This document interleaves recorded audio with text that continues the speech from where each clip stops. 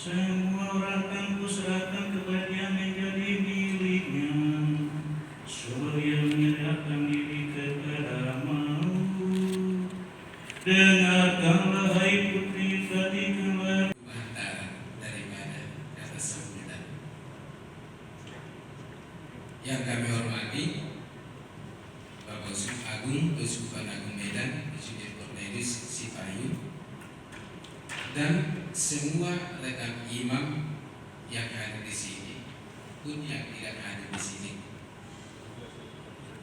Kita patut bersyukur kepada Tuhan karena atas rahmat-Nya tahun ini kita dapat kembali berkumpul untuk melaksanakan hari pengurusan imam dan merayakan misa Krisma dengan cara yang hampir normal.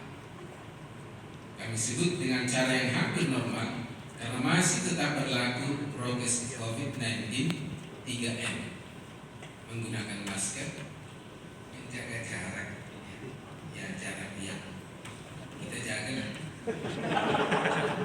lalu mencuci tangan, seberang mau makan dan kita cuci tangan. Namun jumlah keikutsertaan tidak lagi dibatasi seperti tahun yang lalu.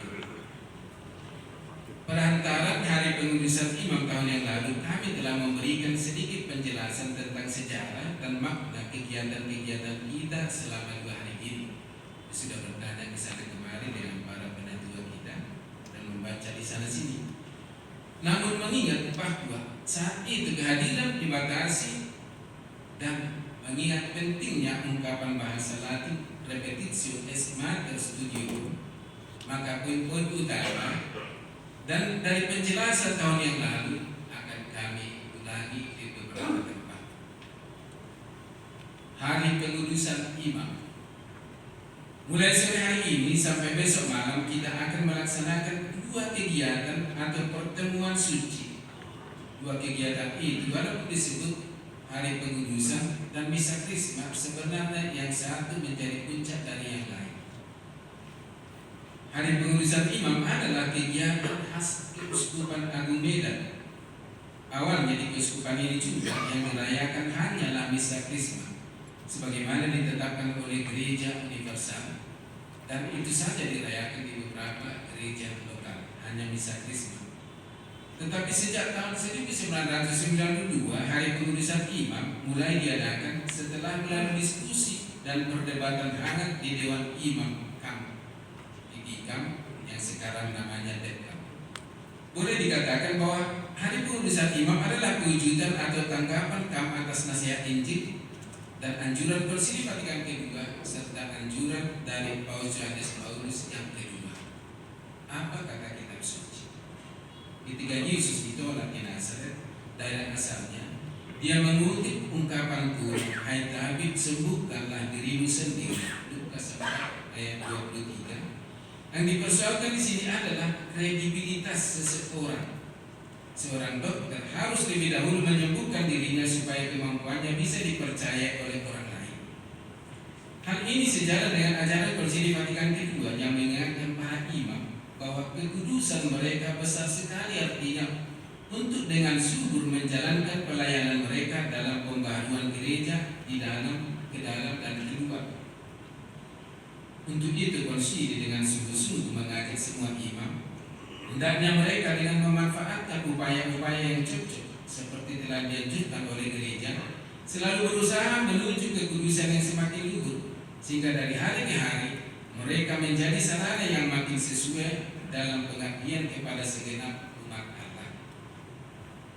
Dalam anjurannya mengenai pembinaan berkelanjutan ongoing formation untuk para imam, Paus Yohanes Paulus II menggarisbawahi pentingnya atau kekhususan pertemuan-pertemuan antara uskup dengan imam-imamnya, baik yang bersifat liturgis, misalnya misa krisma, yang bersifat pastoral, dan yang bersifat kultural. Memang setiap saat, kata konsili dan menurut Paus, bisa saja menjadi waktu berahmat atau waktu perkenanan seperti dikatakan Santo Paulus bagi semua imam, di mana Roh Kudus membimbing setiap imam untuk mencapai kematangan hidup doa, kematangan intelektual, dan kesadaran akan tanggung jawab pastoralnya. Namun pertemuan dengan uskup diyakini sebagai salah satu cara khusus untuk mencapai tujuan tersebut. Pastoris Dago Vobis nomor 80. Oleh karena itu, hari pengudusan imam dan misa krisma adalah kegiatan persekutuan uskup dan imam-imamnya yang diisi dengan sambung rasa.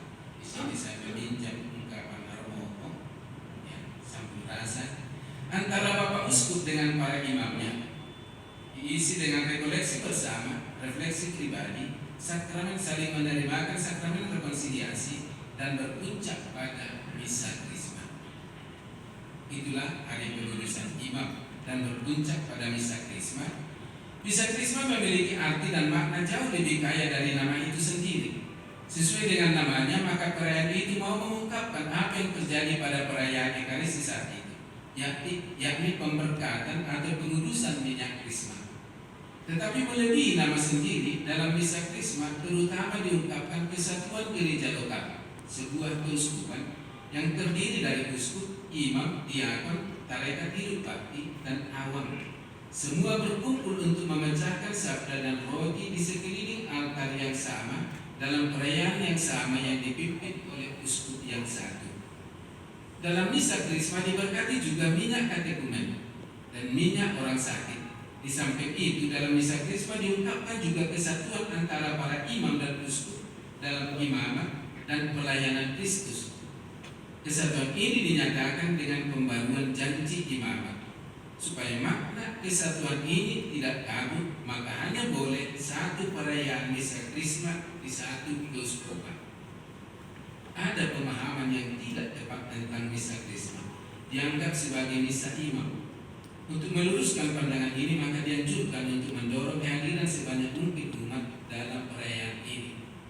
Ada juga kecenderungan yang menekankan bahwa imam yang hadir itu cukup sebagai perwakilan. Itu hanya kalau kehadiran terpaksa. Tapi sebenarnya dianjurkan supaya sebanyak mungkin dan semua imam hadir untuk menunjukkan kesatuan. Waktu dan tempat untuk misa krisma.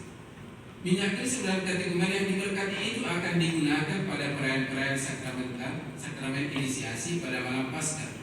Atas alasan ini, maka perayaan misa krisma secara tradisional diadakan pada hari Kamis dalam pekan suci. Namun atas alasan pastoral praktis, kesulitan para imam berkumpul tanpa mengganggu perayaan hari Kamis suci, dimungkinkan merayakannya pada hari yang lain yang berdekatan dengan hari Paskah. Untuk mengungkapkan simbol kesatuan gereja lokal, maka tempat perayaan misa krisma yang ideal adalah gereja katedral, di mana ada tahta uskup. Namun, atas alasan pastoral dimungkinkan juga mengadakan di gereja lain yang mempunyai sejarah dan makna khusus untuk keuskupan. Di Keuskupan Agung Medan, perayaan awalnya diadakan di kapel Rumah Sakit Santa Elizabeth, lalu pindah ke kapel STFT Santo Yohanes Sinaksa, lalu ke paroki Santo Laurentius Brindisi Jalan Siborga, ke paroki Santo Yosef Jalan Bali. Pernah juga di paroki Santo Fransiskus Brastagi. Sejak 2 tahun yang lalu diputuskan untuk merayakannya di katedral. Hari pengudusan imam, sinode para uskup, dan fokus pastoral kelima Keuskupan Agung Medan.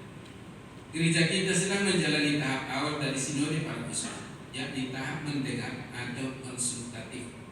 Dengan proses baru dari sinode ini, Paus Fransiskus ingin melihat sejauh mana hakikat gereja sinodal yang berjalan bersama telah terwujud dalam gereja lokal, dan apa harus dilakukan supaya gereja sinodal yang merupakan warisan sangat berharga dari gereja muda-muda atau gereja purba sungguh menjadi cara hidup, modus vivendi menggereja, dan cara gereja berkarya, modus operandi. Hari pengurusan imam dan misa prima adalah ungkapan sekaligus jiwa dari gereja sinodal. Kita juga sedang berusaha mewujudkan fokus pastoral kelima Keuskupan Agung Medan, keluarga sebagai sumber panggilan. IKA, Indeks Keberhasilan 4, yang berbunyi 100% imam di Keuskupan Agung Medan menghayati dan mewujudkan pelayanannya sebagai gembala, pengurus dan pengajar, diharapkan selalu menjadi fokus permenungan, pertobatan, dan sasaran kegiatan para imam. Namun teristimewa untuk tahun ini, fokus pastoral ini yang akan kita refleksikan bersama, yang dipandu oleh saudara-saudara kita dari kongregasi Karmel, Ordo Karmel pada hari pengurusan imam ini. Kegiatan ini diharapkan akan dilanjutkan nanti pada hari studi imam. Dengan cara ini, kita bersama akan dapat mewujudkan apa yang telah diajarkan oleh Konsili Vatikan II, pelaksanaan ketiga fungsi imamat, menuntut dan sekaligus mendukung kesucian para imam. Semoga dan selamat menjalani hari pengurusan imam. Terima kasih.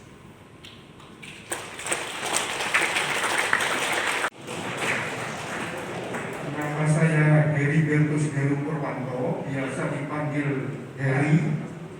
Hati ngerti, R-nya cuma satu.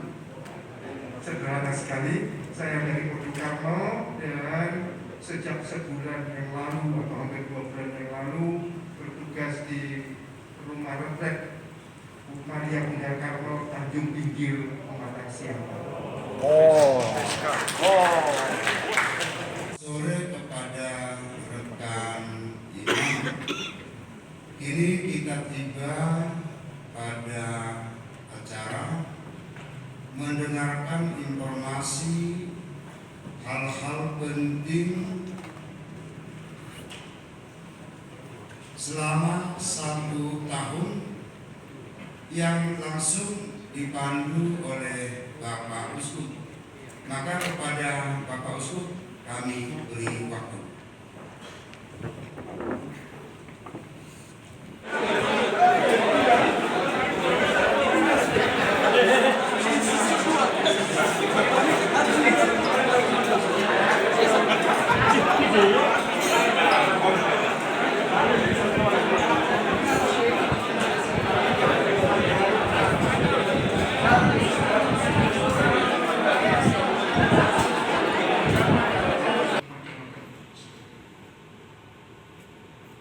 Jadi biasanya orang kalau sudah terperangkap dalam ini, dia akan mengalami hidup yang sangat membesar. Kita lihat. Paulus dan Silas. Dari Paulus kita belajar untuk tiga kata kunci: fokus, komitmen, dan penuh gairah atau antusias. Itu ciri khas Paulus. Tujuannya ialah